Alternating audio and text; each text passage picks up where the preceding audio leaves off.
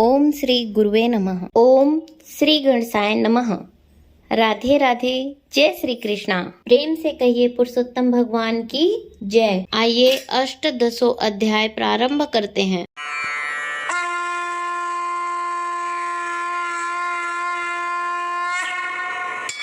नारद जी बोले, हे तपोनिधि राजा धृष्टद्युम्न को वाल्मीकि जी ने इसके उपरांत क्या सुनाया, कृपया उस संपूर्ण वृत्तांत को मुझे सुनाइए। श्री नारायण बोले, हे धृष्टद्युम्न, अपने पूर्व जन्म की यह कथा सुनकर आश्चर्यचकित रह गए।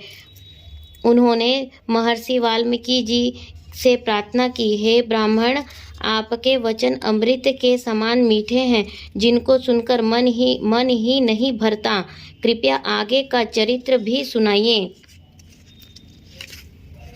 वाल्मीकि जी बोले, हे राजन, वह ब्राह्मण जिस समय पुत्र शोक में विलाप कर रहा था, उस समय दसों दिशाओं में भीषण गर्जन करते हुए घने बादल छा गए और पर्वतों को कांपती हुई भयानक हवा चलने लगी।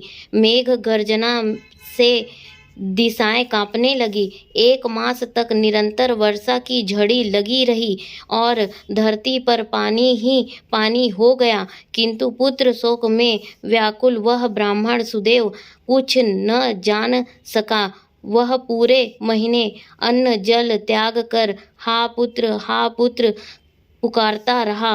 इस प्रकार निराहार रहकर प्रभु का ध्यान और पुत्र का विलाप करते हुए उसका पूरा महीना बीत गया।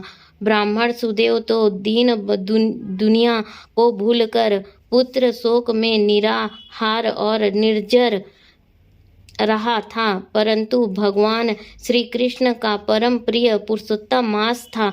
वह महीना ब्राह्मण को इसका ज्ञान न था, तब भी भगवान के स्मरण और कीर्तन करते रहने से पुरुषोत्तम मास का व्रत और सेवा हो गई।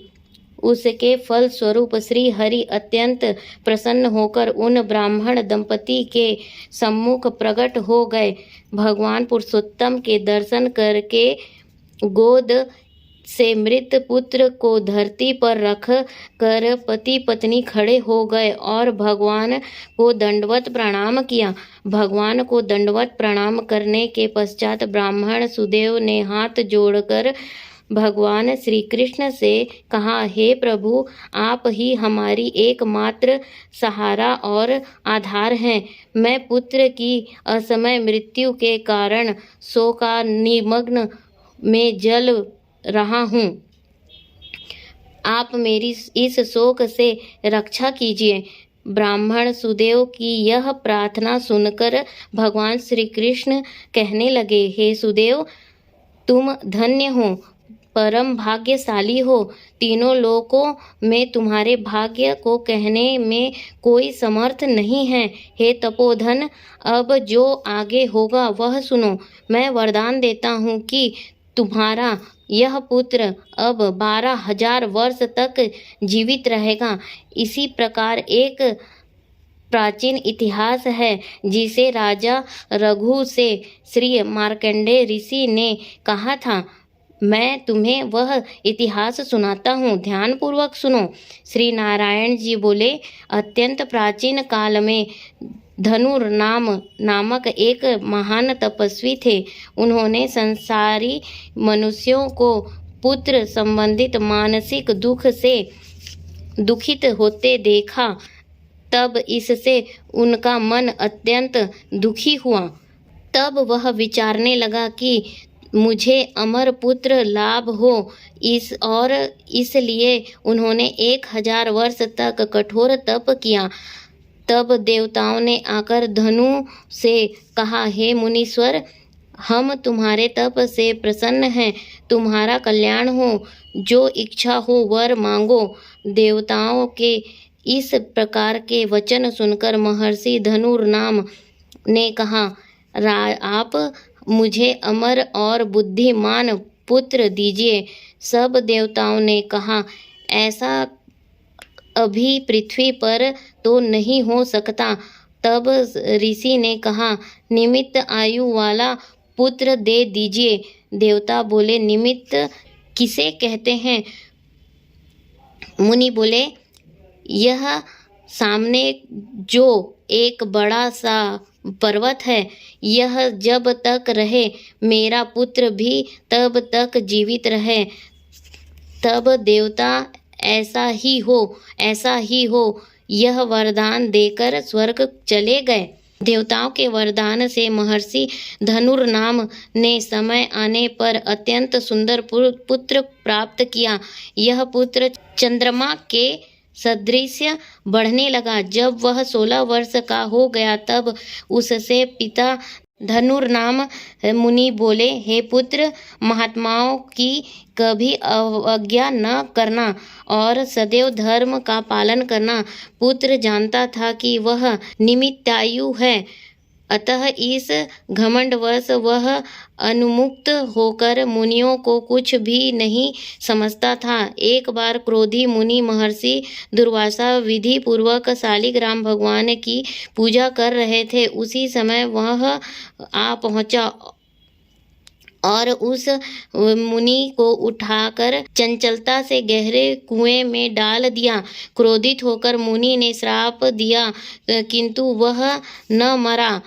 तब मुनि सोच में पड़ गए, अरे, इस धनु के पुत्र को देवताओं ने निमित्तायु बना दिया है। इस प्रकार चिंता करते हुए मुनि लंबी सांस छोड़ने लगे। उस श्वास से अनेकों भैंसे उत्पन्न हो गए, जिन्होंने उस पहाड़ में टक्कर मार मार कर उसके टुकड़े टुकड़े कर दिए। पहाड़ के खंड खंड होते ही मुनि धनुर्नाम का वह दुर्मद पुत्र भी मर गया। महर्षि धनुर्नाम अपने मरे हुए पुत्र को देखकर रोने लगे और उसके शरीर को लेकर अग्नि प्रज्वलित कर उसमें पुत्र सहित भस्म हो गए। यह कथा सुनाने के पश्चात भगवान कृष्ण ने सुदेव से आगे कहा, हे सुदेव, परंतु बड़ी आयु पाकर भी तुम्हारा पुत्र वैसा नहीं होगा। यह पुत्र तुम्हें गरुड़ ने दिया है। ऐसा पुत्र पाने से तुम इस संसार में प्रशंसनीय होगे। मैंने तुम्हारे इस पुत्र को पुरुषोत्तम मास के व्रत से प्रसन्न होकर बड़ी उम्र का बना दिया है। गृहस्थ धर्म का पूर्ण सुख भोग कर तुम ब्रह्मलोक में जाओगे और वहाँ भी सुखी रहोगे। इस प्रकार वहाँ 1000 देवताओं के वर्ष तक सुख भोगने के बाद पृथ्वी पर तुम्हारा जन्म होगा, जहाँ चक्रवर्ती राजा बनोगे। धृष्टद्युम्न नामक राजा बनकर तुम अनेकों सुख, समृद्धि, सेना और निष्कंटक राज्य आदि का सुख 10,000 वर्ष तक पृथ्वी पर भोगोगे। तुम्हारे 4 श्रेष्ठ पुत्र होंगे एवं एक भाग्यशालिनी, सुशीला और अत्यंत सुंदरी कन्या होगी।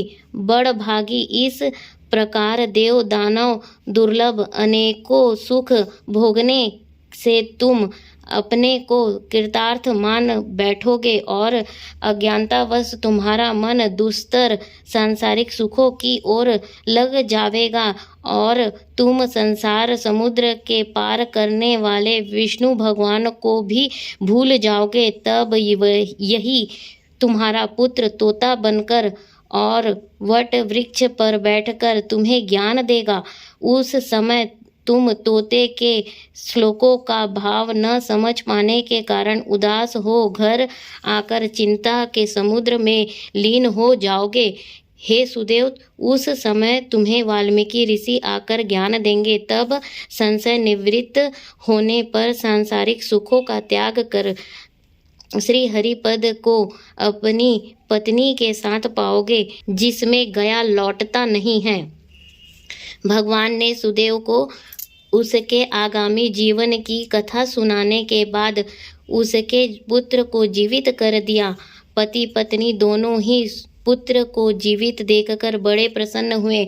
देवता भी उनके ऊपर पुष्प वर्षा करने लगे। सुखदेव ने उठकर श्री हरि एवं माता जी के चरणों में प्रणाम किया। उस समय अपने अंश के से उत्पन्न पुत्र सुखदेव को देखकर गरुड़ जी बड़े प्रसन्न हुए। ब्राह्मण सुदेव ने हाथ जोड़कर भगवान से कहा, हे प्रभो, मैं 4000 वर्ष तक कठोर तप करता रहा। तब आपने प्रकट होकर कहा था, हे पुत्र, तुम्हारे भाग्य में पुत्र नहीं है। अब उसके विपरीत स्वयं आकर मेरे पुत्र को जीवित कर दिया। इसका क्या कारण है?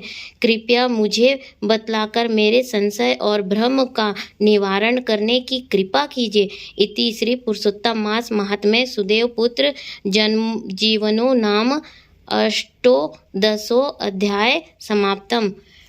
बोलिए प्रेम से पुरुषोत्तम भगवान श्री कृष्ण की जय। राधे राधे। जय श्री कृष्णा।